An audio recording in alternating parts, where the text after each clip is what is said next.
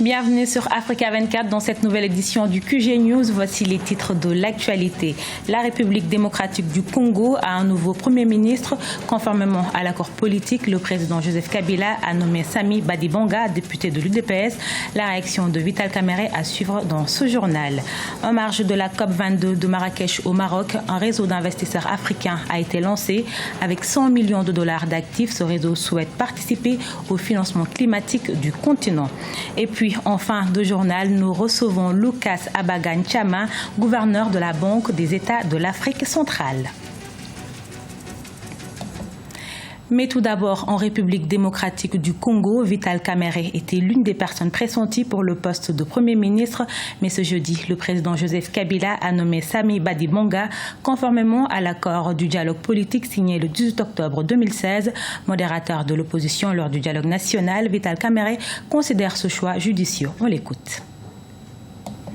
Nous prenons acte de la nomination de Sami Badibanga comme Premier ministre par le président de la République. Il est de l'UDPS, il est proche à Félix Tshisekedi, ancien lui-même conseiller spécial du président Tshisekedi. Nous pensons qu'avec la nomination de Sami Badibanga, qui est président du groupe parlementaire de l'UDPS, cette fois-ci le rassemblement va rejoindre l'accord que nous avons signé à la Cité de l'Union africaine. Les économistes volent au secours de l'environnement. Ce 16 novembre, les caisses de dépôt du Gabon, du Sénégal, de la Tunisie, de la Mauritanie et le fonds de pension nigérian ont lancé un réseau d'investisseurs africains avec plus de 100 milliards de dollars d'actifs. Ce réseau souhaite relever le défi du financement climatique en Afrique. Un sujet de la rédaction. Les économistes peuvent-ils sauver l'environnement ? En marge de la 22e conférence internationale sur le climat à Marrakech au Maroc, un réseau d'investisseurs africains engagés en faveur du climat a été lancé. Cette initiative a pour objectif de financer les efforts de réalisation d'un développement bas carbone et résilie au changement climatique avec l'épargne domestique des pays africains. Il y a 500 milliards de dollars d'actifs en gestion dans les fonds de pension de l'Afrique. Nous avons une démographie de l'investissement de long terme avec les jeunes actifs dans les proportions les plus importantes du monde, ce qui rend nos systèmes de sécurité sociale structurellement excédentaires. Ce sont des réserves pour les générations futures que l'on peut activer dans le présent. Conscient du rôle clé de la finance dans la mise en œuvre des objectifs climatiques, les caisses des dépôts africaines, le fonds de pension public nigérian, la caisse des dépôts française et l'agence française de développement et ses partenaires souhaitent relever le défi du financement climatique en Afrique.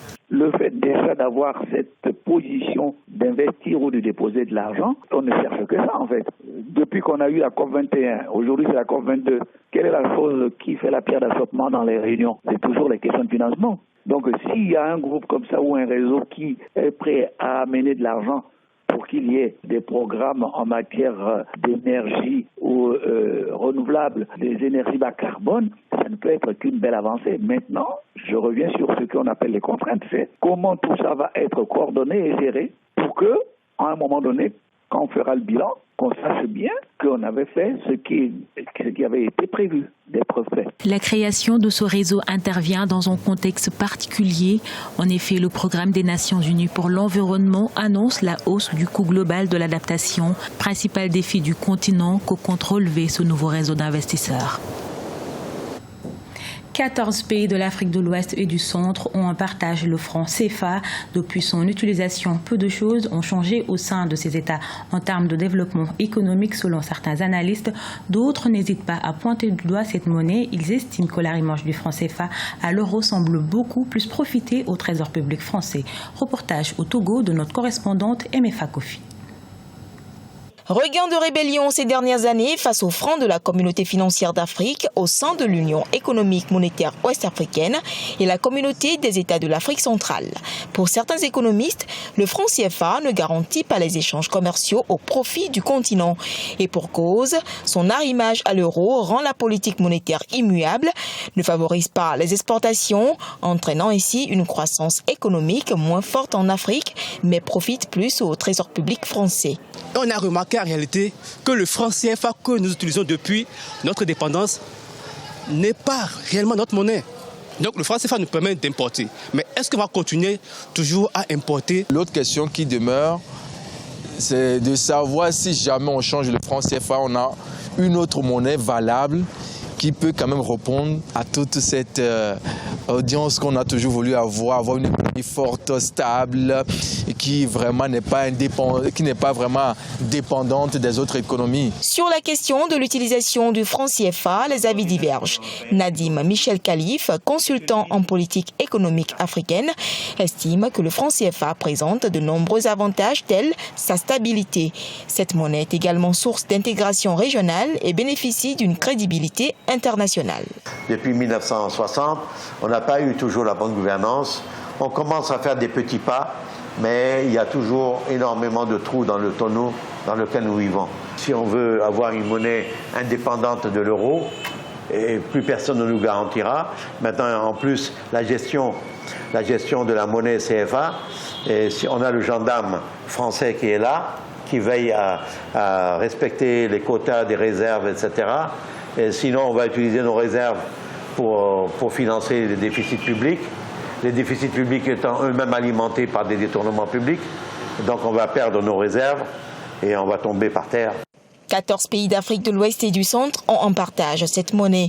Outre la bonne gouvernance, afin de faire du franc CFA un moteur de développement, il y a aussi la nécessité, selon les spécialistes, de financer l'innovation en Afrique par la mise en place d'une politique monétaire bénéfique à tous. Et nous recevons Lucas Abagan-Chama, gouverneur de la Banque des États de l'Afrique centrale. Bienvenue, monsieur le gouverneur. Merci d'avoir accepté notre invitation. Merci, madame. L'institution a engagé des réformes sur la politique monétaire. Que pensez-vous de la pertinence de l'avenir du franc CFA? Je crois que le franc CFA est une monnaie stable. Depuis 40 ans que nous l'utilisons, il y a eu une seule dévaluation. Et cette monnaie permet aux États qui l'utilisent d'avoir beaucoup plus de discipline au niveau des politiques budgétaires. Et cette stabilité est importante. Au moment où les pays de la sous-région, notamment ceux de la CEMAC, connaissent une crise qui provient de la chute des cours de matières premières, je crois qu'aujourd'hui, nous maintenons la stabilité de la monnaie et l'inflation est à un niveau appréciable, c'est-à-dire autour de 3%. Ce n'est pas le cas des pays qui sont frappés par cette crise et qui enregistrent des taux d'inflation parfois de 15 à 20%. Dans un tout autre registre, vous avez été nommé gouverneur de la BAC en 2010. Près d'un an avant votre nomination, un scandale de détournement de fonds a écorné l'image de votre institution. Comment avez-vous œuvré pour rassurer vos partenaires et vos interlocuteurs ? Eh bien, c'est vrai, c'était une période de turbulence. Nous avons, pourtant, avec la volonté des chefs d'État de notre sous-région, et nous avons amélioré la gouvernance. Pour ce qui concerne les affaires, nous avons mis les dossiers auprès de la justice qui suit son cours. Certaines personnes ont été condamnées, d'autres bénéficient d'une liberté provisoire. Mais on peut dire aujourd'hui qu'après avoir engagé des réformes avec le concours notamment de certains bailleurs de fonds internationaux et en particulier des institutions de Bretton Woods, que la banque a retrouvé sa crédibilité auprès de ses partenaires. Certains observateurs estiment que vous avez réalisé des réformes structurantes qui ont permis de renforcer la notoriété de la banque et son poids dans le financement des économies nationales. Quelles ont été vos principales initiatives ?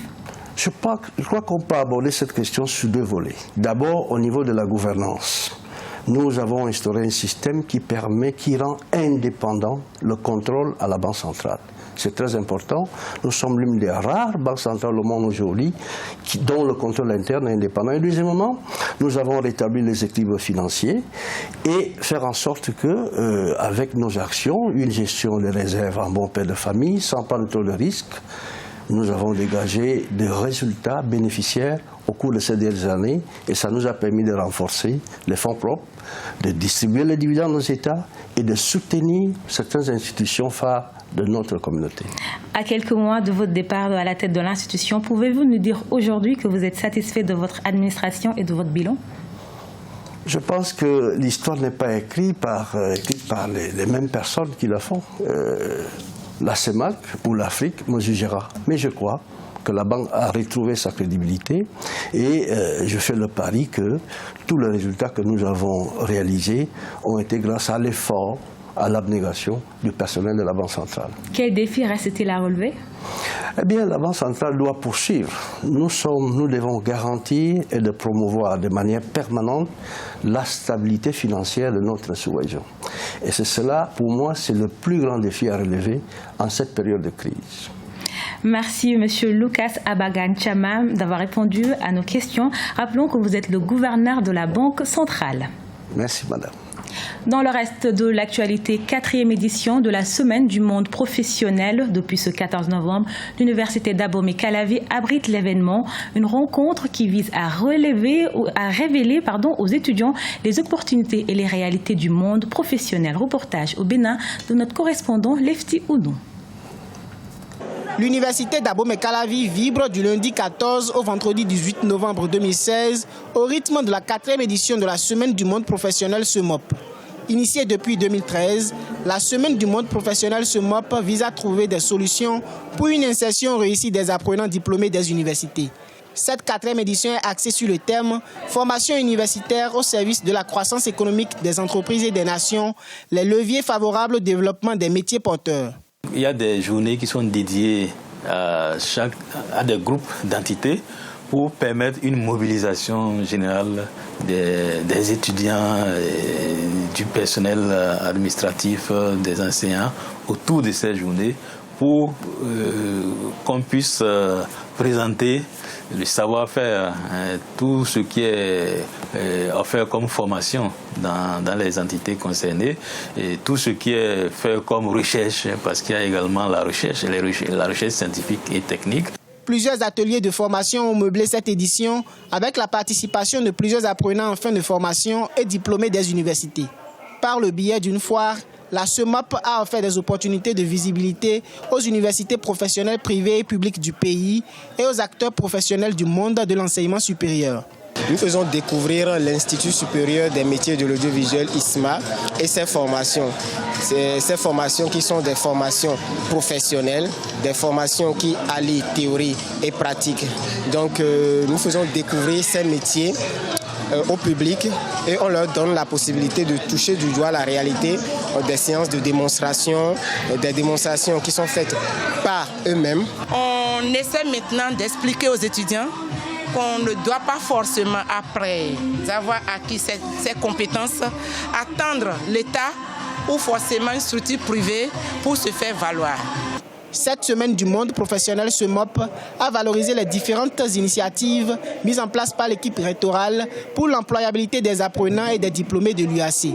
Il s'agit entre autres du service de volontariat, des programmes d'incubateurs spécialisés d'entreprises Startup Valley et la plateforme en ligne dénommée Bourse Stage Emploi. Ce journal a été réalisé par l'ensemble de la rédaction. Nous vous remercions pour votre fidélité. Dans un instant, une nouvelle édition de l'actualité sur Africa 24.